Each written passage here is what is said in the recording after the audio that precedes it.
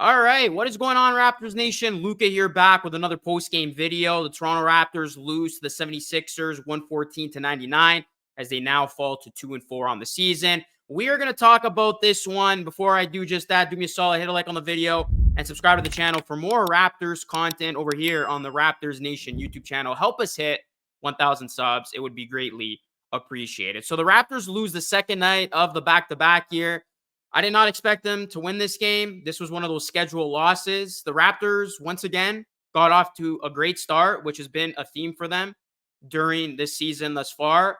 But then we saw some very crucial runs go against them to end the second and third quarter, which really turned this game in favor of Philly. Philadelphia outscoring the Raptors in all four quarters, but it was really the second and third quarter, like I said, to end those quarters the way that they did. Raptors going on a drought, Philly going on a run, that really turned this game upside down. Scottie Barnes continues to star. He was the lone bright spot, really, in this one for the Raptors. He had 24 points, 8 assists, 8 rebounds. He was 9 of 16 from the field, 2 of 7 from 3. He did struggle with his 3-ball in this one, but he was especially good in the opening quarter. I mean, he got the Raptors off to that rocking start.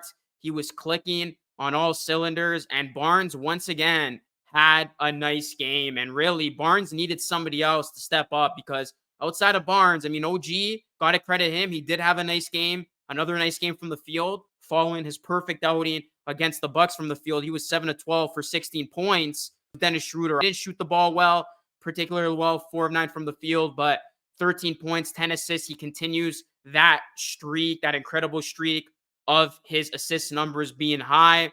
The bench actually got off to a nice start, surprisingly, in this one.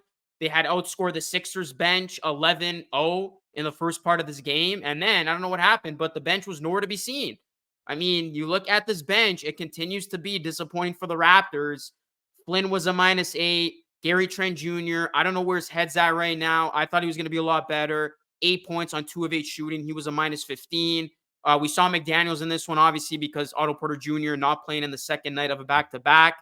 He did score his first points of the season. 2 of 3 from the field, 5 points. He actually was a +4. But Boucher, 2 of 4, 6 points, didn't give you much. Grady Dick didn't give you anything in 14 minutes. He laid another dud, and Grady Dick was 0-2 from the field. So the bench continues to be an issue for this Raptors team. As you look at Philadelphia, they got most of their damage from their starters. As for Sixers starters, finished this game in double figures. 3 Sixers finishing this game with 20-plus points. They basically had a Raptors type of performance that the Raptors had against the Bucks. And then Korkmaz was the leading scorer for the 76ers from off the bench. He had 10 points. But I saved it till now. But Pascal Siakam, he had another disappointing outing against the 76ers. I don't know what it is so far this season, but I know he had the excellent performance against the Bucks. But Pascal Siakam has not been playing up to his capabilities thus far. I mean, you would have thought, right, in this matchup, I know it's the second of a back-to-back, but you can't even use that as an excuse because Scottie Barnes still did what he did. You need your perceived best player to show up. And now this is 2 times against the same team this season in the span of a week that Siakam has been a disappearing act. I mean, you would think if anybody was going to be motivated to take on the Sixers, it's Siakam. When Pat Beverly specifically targeted you and said the Raptors have no dogs, he didn't mention Scottie Barnes. He mentioned OG Anunoby and you. So I have no idea what is going on with Pascal Siakam, but he was not good in this one. You need your perceived best player to show up in these type of games, and Scottie Barnes needed his Robin, and he didn't get it from Siakam tonight. Siakam was a -14, 10 points, 0 of 3 from 3, 5 of 11 from the field, had 5 personal fouls, was struggling on that end. So what I'll say is this from Pascal Siakam. You know, you can say, Luka, he played good the other night. Give this guy a break. He's supposed to be this team's best player, the perceived best player, a guy who is going to get the max, might even get the super max, but with the way he's playing, I don't think he's going to get that All-NBA bid. So he needs to play like it. He cannot be inconsistent and have these swings where one night he looks like an all-star, the other night he looks like a role player. And you can't blame the system. I mean, it is going to take time. And all these guys are dealing with the same issue, but he's got to take it upon himself and force the issue. And he's got to, take more shots, get aggressive if his shot's not falling, take more shots because Siakam, I mean, going into the fourth quarter, he only had 7 shot attempts. And remember, he only had 8 in that game against Philadelphia in the first meeting. So if the Raptors do want to win more of these ball games, they need Siakam to be consistent.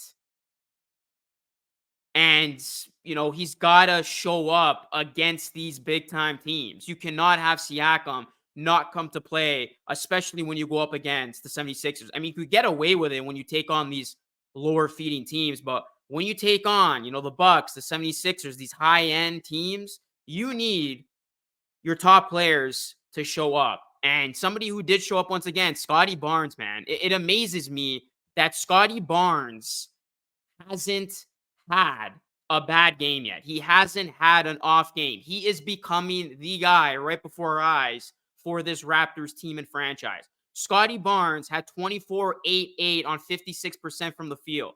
He had 21, 12, 5, 2, and 1, 20, 12, 2, 1, 2, 24, 8, 5, 2 on 68% shooting, 22, 10, 10, 2 on 64% shooting, 17, 8, 5, 5, 2 steals.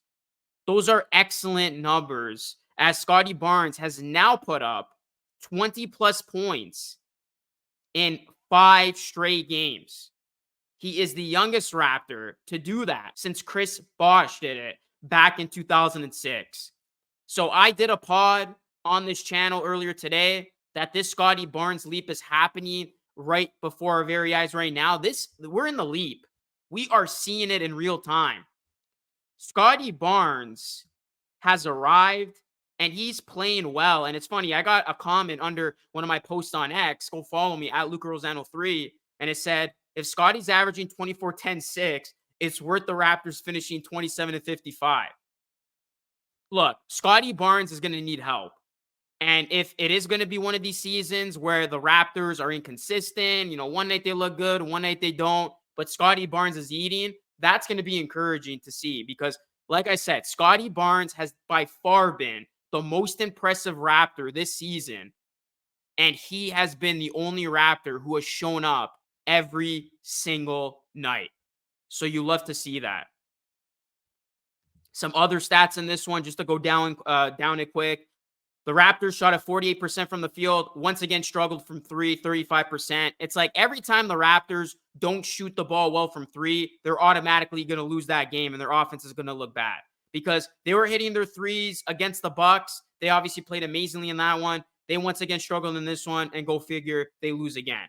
They got all rebounded, +5. Free throws, Sixers were +6. Obviously, they have Joel Embiid who lives at the foul line. The Raptors actually did a good job of moving the basketball again. They finished with 30 assists. Turnovers were really bad in this one. That's one of the things that continues to be an issue. It was not an issue against the Bucks, but a night like tonight, turning the ball over 19 times against a team like Philadelphia that likes to get out. They had 27 fast break points. That is not going to do you any favors. Philadelphia +16 in points in the paint, 66 to 50. That's going to happen whenever you go up against Joel Embiid.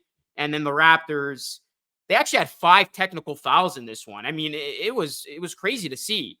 A lot of just bad techs at the worst times for the Raptors in this one, as they only led by 6. That was their largest lead. Philadelphia led by 18 at one point. And this was actually a pretty close game. But like I said, ending the second and third quarter, Philadelphia went on those runs. It basically dictated who was going to win this game. And, going back to Scottie Barnes needs some help, you want other guys to step up. And tonight was a perfect night for the bench to have a get-it-right game. And I said that too in the pod earlier today. And I don't know what's going on, man, but this bench has not looked good at all. And it's disappointing because I thought this bench was going to give you a little bit more. And I thought tonight was going to be a get-it-right game for them. And right now, the guy who's supposed to be your leader from off the bench, your so-called leader, Gary Trent Jr., like I said, he does not look right. He has not been playing well. And, he had 8 points, 5 rebounds, but he's got to consistently give you double figures, man, because he's too good to be playing like this. And some of these other guys got to step up as well. Grady Dick has struggled to shoot the basketball, which has hurt. Boucher, he can give you more. He hasn't. Like I said, McDaniels, nice to see him on the board. But, this bench has to start to find their identity sooner rather than later. Malachi Flynn, he got his pocket picked against Pat Beverly. He was 2 of 5 from the field. He did hit 2 threes. But like I said, collectively, this bench needs to be a lot better if they want to win these games and, give the Raptors a chance, especially in these back-to-back scenarios. So Raptors lose, but Scotty Barnes stars. Might be that type of season for them. We will see. But Raptors, I mean, they get the split. If you had told them that they were going to win one and lose one going up against both the Bucks and Sixers in the span of 24 hours, I'm sure they would have taken it. Raptors are now 0-2 on the road. They got a couple days off, and then they're going to be taking on Victor Wembanyama on the Spurs on Sunday. That's going to be an exciting game.